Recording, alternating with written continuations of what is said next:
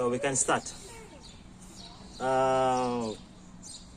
Yesterday has been a very confusing day. A lot has really happened yesterday, and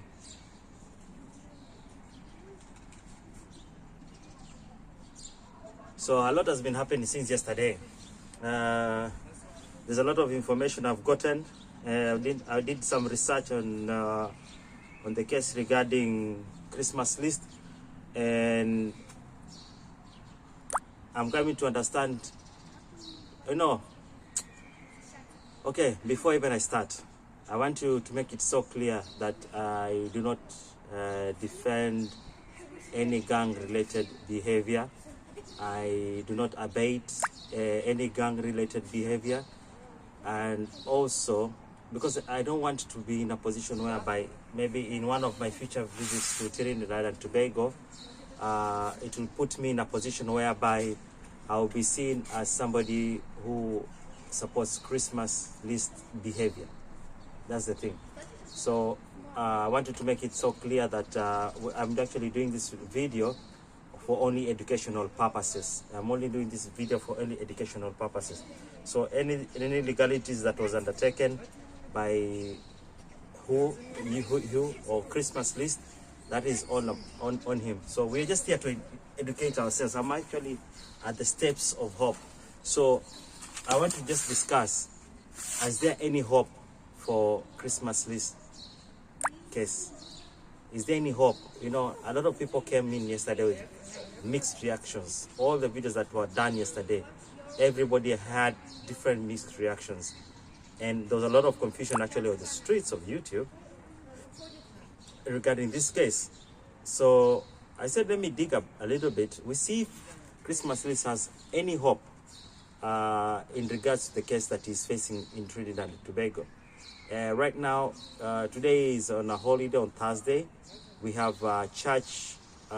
It's a Catholic church event. I don't remember the name. It's in Polish. I'm not a Catholic, so I think it's the same that happens in Trinidad and Tobago, because yesterday the comments were like, he will also still be in custody today. So, okay. So with the case, so he is actually going to have another hearing maybe tomorrow. We do not know, but it means a hearing was already undertaken, and Christmas list was asked some questions. So I'm actually looking into the case itself. Just give me a moment of, I see if it's possible. I check my recording is okay. All right. So actually the video is going on well. So I just had to check real quick there. So I want to understand the case so well. Well, let's find if he really has a hope, and what are the hopes that he actually has. What are the legalities that he has to use so that he will actually avail himself out. So there was an audio that was done yesterday. So I will just actually play that audio, which we do not know the source, who created the audio. So it might be him created the audio to release it out for the public to know what are his charges. So clearly you could hear it is his voice, and he himself said the charges that he has been given. So he says about traveling to Trinidad and Tobago on a tourist visa while he is working. Or in other words, he entered Trinidad and Tobago on a wrong visa. So if he was to shoot a video, he's violating the tourist visa. So I don't know what is the law in Trinidad and Tobago. It's not very clear. I tried to ask many people who are from Trinidad or from the Caribbean to understand what could be the issue. So the law, so the first law was that he broke he's misusing the tourist visa. So he's actually there, he's not actually there, because now he's been charged. He's not there to actually tour, but actually work. So that is the first crime he's been accused of, because at this time he can only be accused of. So the second issue that he was involved in, or he's been accused of, is that he is abating gang activities. So is actually in support of what the gangs are doing, or is actually motivating, or is actually I don't know. I don't know if it's the right word. Is psyching up, is motivating them to gang against one another. So Christmas is, those are the two main accusations that he's been alleged to have caused right in Trinidad and Tobago. And in my last video, I talked a lot of how we could actually avoid this. So I'm still going deep into this because I just want to understand. The thing is, I cannot understand fully the law of Trinidad and Tobago, this as well as other countries. Even where I am, I've been living here for I'm almost some few years away to a decade in this country, but I still do not know all the law that is obliged to me as somebody who is living here. Likewise to my own country, Kenya, whereby I not conversant with everything. I have to seek a redress, or I have to seek a redress from an advocate or a lawyer. So that is the thing that I want to actually come and claim. But basically, I talked about yesterday, just getting to know the locals, or the locals know you. It helps you a lot in knowing if the case is on the case that you're in, or anything that you're gonna do is actually going to violate the country. So I said, let me do a quick research. Let's try and understand if he's actually having any hope. And yesterday, to be honest, I saw a lot of comments. I was reading a lot of comments. It's quite depressing. Everyone everyone actually trying to find out a solution. Everyone is saying free Christmas list, but that could be one of the ways that Christmas list could get his freedom, by actually, as content creators, activating the release for him. But one thing you have to know, this is a law broken. So a law broken does not actually guarantee a freedom or a release of a person who was actually wrong a country or a person. So there are legalities that are involved. Yes, I know I could actually use my platform to ask for Christmas list to be released, but the problem is that there's a legality on board. So until that legality is proven to be not guilty, or I will say that legality of him breaking the law on coming on tourist visa and not support and doing something else, or supporting gangs, or doing videos with them, if that can be squashed away, then we could actually use our platform to actually ask for his release as content creators. Because the sad thing is that I might be happy for him to be locked in, but that could easily happen to me because we are in the same field. So I want to make it that clear. I don't want somebody to say I am actually I don't want somebody to sabotage my video or what I mean or what I say. So that is so clear. But now let's look into the legalities of him and the case, because that's the most important thing. We could here shout for free Christmas list, free Christmas list, but if he has broken the law will take its own course. Then I did some research, a little bit of research. So I opened the website for the Canadian government, like the Canadian government. So anybody could just actually check this. It's actually online. It's free. It's no charge. So I just type a quick. I just typed a quick sentences. What is the procedures of, or what is the procedure, or what is the state of a criminality of a Canadian abroad? A criminality abroad, yes. So, and it gave me some vital information.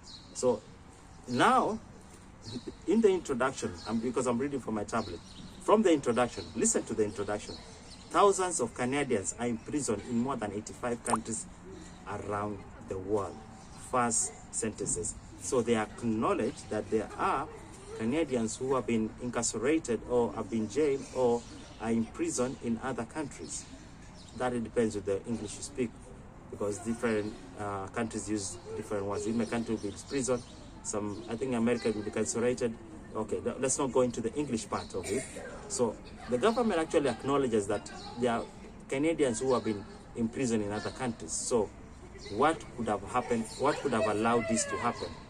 So there's something known as Vienna Conventional or Consular Services. So it's either, I think it's under the Vienna Convention, whereby if you make any mistake, you are actually liable to answer that government. So if the government of Trinidad finds it fit to put Chris Maslis in detention, in prison, prosecute him, Canada does not have any right to actually request him back. That's new to me. I didn't know this. This is really new to me. Somehow I knew there could be something like this, but now that with the government website affirming this, it's actually making me. Let me just continue, because this is just an overall of what I read. But let me just continue the second one, where you get it interesting. If you're a Canadian who's detained or imprisoned in any other country, this booklet will help you and your family, friends, to understand the help provided to Canadians. So there's a book there you can go and check.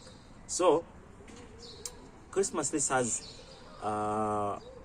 will be depending on this booklet to actually check on about the Canadian assistance.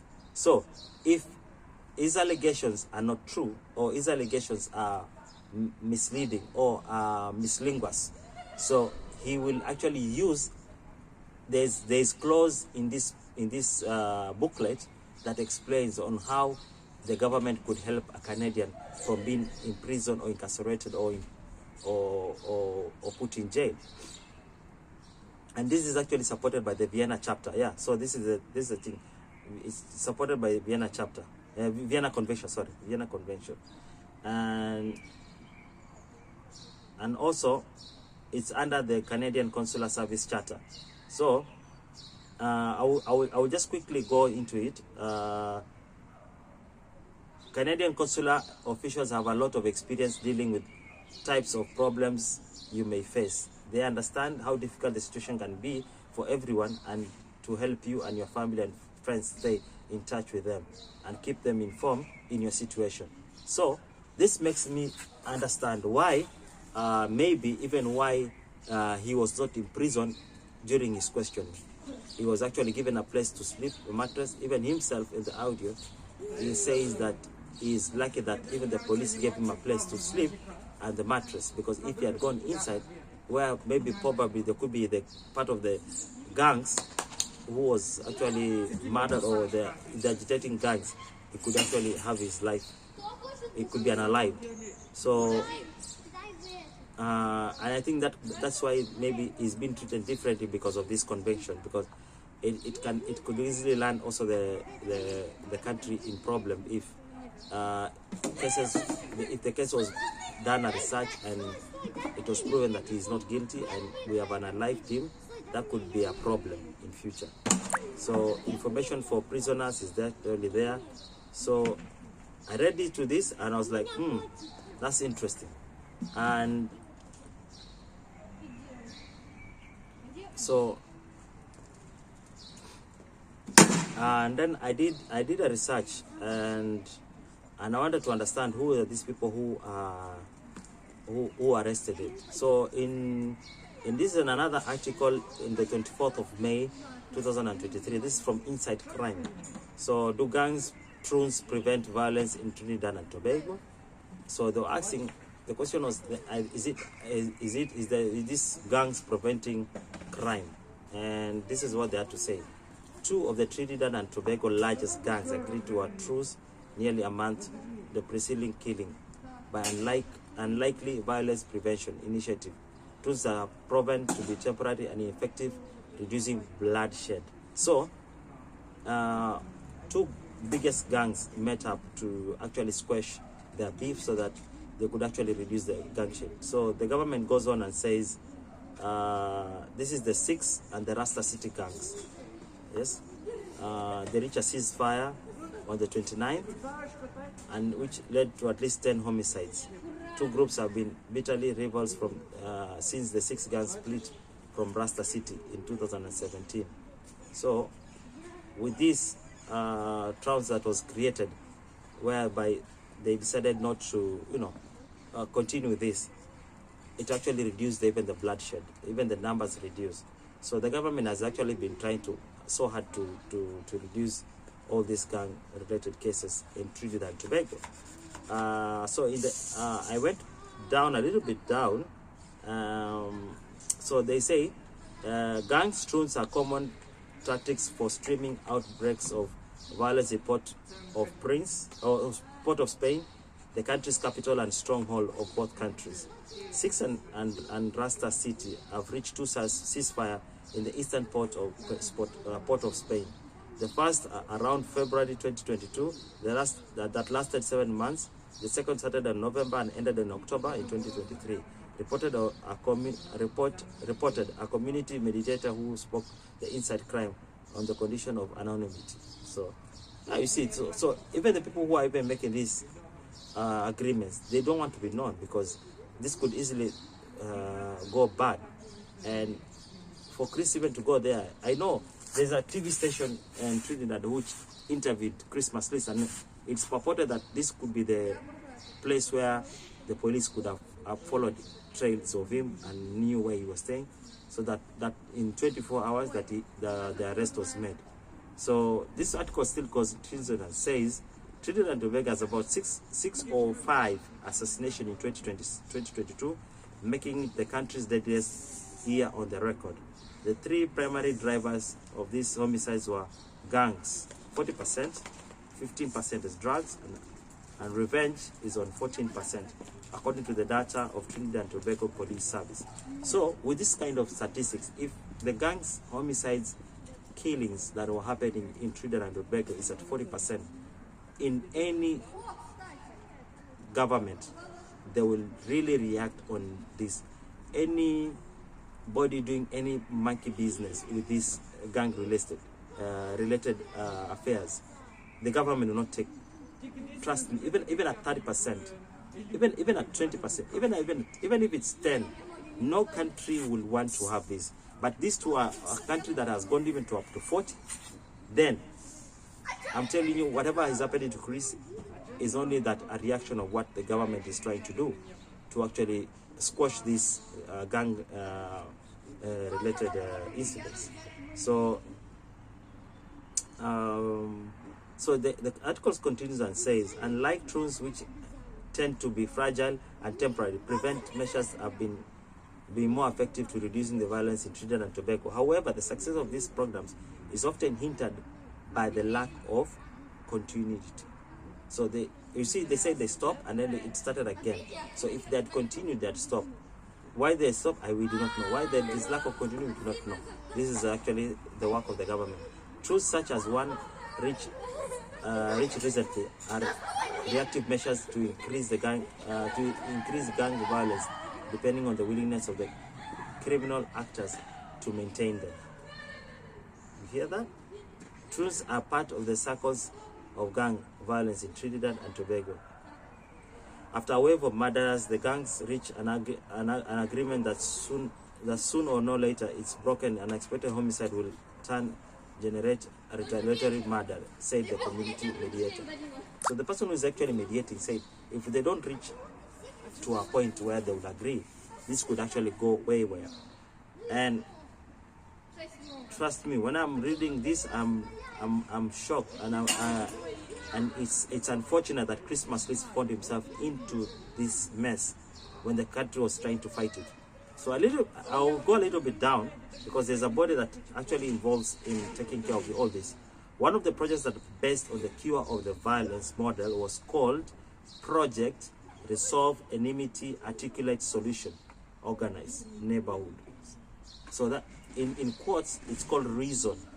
The initiative was coordinated by the Ministry of National Security, Citizen Security Program and civil society actors, and was implemented in the year 2015-2017 in the eastern part of Spain. The program was to succeed, the program was a success. During the first 2 years period, violent crime dropped to 45%.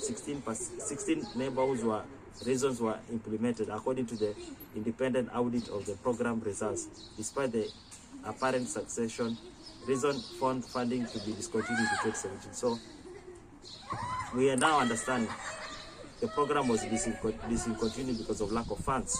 I didn't want to mention it. I didn't know it was going to be in the article, but I think I'd read it. It was still in my mind.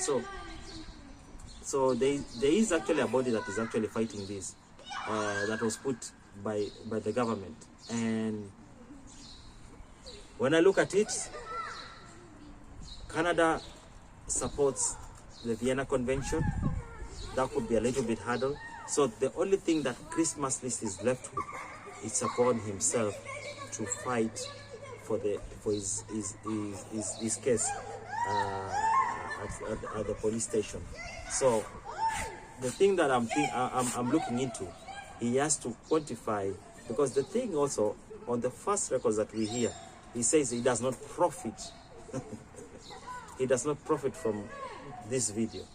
But you know, I don't know how the government take, because the government knows that people, when they post on YouTube, they get money. So I don't know why he put that information there, or that sentences there, or he confessed in that record, because that could actually pin him down. I think that was one of the problems that he did, by actually saying he does not profit on these videos. That is where the problem could be for him. That could actually, if he had said, I would rather work with the lawyer, and the lawyer work with the case, I know 100% sure the lawyer would not have proceeded to mention that. But for him to mention that he does not profit from this, the government could easily detain him to ascertain that. And if YouTube pays him on this video, then you know what goes around. You know how it will go. The blame will actually be made, and it will be actually accepted that this was somebody who is profiting on this particular event. And another thing he needs to do, he needs to say he was doing it for leisure. But now the problem that this is a YouTuber, unless he did not monetize on this particular in this particular video, then that will for sure secure his freedom. So it's all connected with the video. So he really has to understand how to handle those situations. If it was me, I'm not proposing anything negative or bad to be done, but I would suggest that he demonetize the video. Leave it there, but demonetize the video, so that the case could actually be fairer on him. That will depend on him. The government of Canada releasing him or begging for his release, now, because the people cannot push the government to release, but maybe the government could put some sanction on Trinidad and Tobago on the release of him. But I don't think the country can jeopardize the wrongdoing of one person to spoil the relationship of the whole two countries. So it's quite a very hard balance. I know it's very confusing for many people, even mostly the fans. And this is the time that the fans need to stop being fans, but just try and understand. And when you are reacting on this, you need to be very careful, because also this is a family man with a family. You can imagine he is being arrested, and the possible jail term is 25 years. It's really a waste. Really, it's really a waste. I'm actually looking into this case seriously, because I really love what African Tigress showed us in Trinidad and Tobago. It was so brilliant. It was so nice, very beautiful, and I wouldn't want to see myself in this position. I wouldn't want to see myself in this position in It's not even my wish for anybody, even my worst enemy. I wouldn't wish the same to them, like this to happen. So I do not know. I cannot quantify if there is hope, because also, but I'm losing hope really. When I heard him saying that he's not profiting on this, I knew that he has put himself in problem. I know there are people who are educated, there are people who are conversant with the law, there are people who are police officers, they work with the government, they know the law properly, they know this was not the right thing to do. Because if he was in the presence of a lawyer, why was he answering the questions? He could have answered the questions he could have answered the questions with the help of the lawyer. Why he answered the questions? Really, because I know that's what the police normally do, and they will always want to catch your inner self and bring the truth out of you, and that's what I think they were looking into. And sadly, if it was a public hearing that he was undertaking, then that was already tainted his case. So I'm losing hope on this case. I'm only depending on the government to actually secure his release. If he can beg for forgiveness, or maybe, I don't know, maybe Trinidad and Tobago has another way. We do not know. Maybe they will say, since you talk to these people, take us to them, we help to solve the whole situation. You can be the one who mediated, which could be a risky thing that the government could ask him to do, because it also bring some partly bad relationship between the two countries. But it's quite hard to understand this situation. But we'll keep on following what's happening. We'll keep on knowing following what's happening. We see what has been posted and everything. But for me, the hope, the way I see it, it's actually fading away. On that reason that I mentioned, that he allowed himself to be interrogated while his lawyer is there, and ended up saying that he is not profiting on this act that he did. So, because I don't think it's wrong for any tourist to come in the country and record, because actually I would want to have my own memory, yes, so, or my own experience on video. So, but him saying that he did not have the monetary value on it, and that's where the problem is. And we see how it will go. I wouldn't want to take a lot of time. I'll keep you posted on what is happening. Thank you for the people who came in and gave me some valuable comments, commented there, gave your own views. I really appreciate it so much, so much, so much. I've even had, this whole situation, I had me to stop even doing my own videos. I was doing actually my videos in Swahili. Now I had to change the language to English. And also, I have like 2 other videos I was supposed to download, but I can't right now. We are working on this case. We want to understand. It's actually going to be insignificant that I will be selfish and post videos about myself or stories of other people, while there's actually a question that is lingering around that needs to be answered, or we have to find a solution towards it. So otherwise, thank you so much. Thank you for watching. See you tomorrow, or see you another time. And all the best for Christmas List and his family. I hope he gets his freedom. All I can say right now is ciao, bye bye, see you another time. Thank you.